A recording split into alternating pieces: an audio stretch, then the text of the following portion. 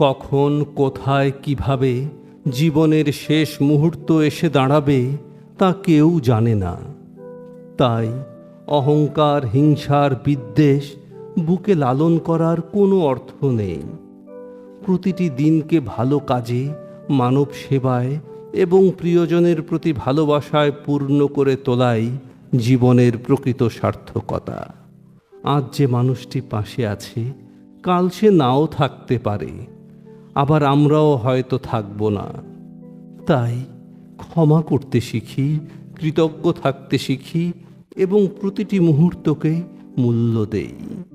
কারণ জীবন ক্ষণস্থায়ী, কিন্তু আমাদের ভালো কাজ, সুন্দর আচরণ এবং ভালোবাসার স্মৃতি মানুষের হৃদয়ে দীর্ঘদিন বেঁচে থাকে।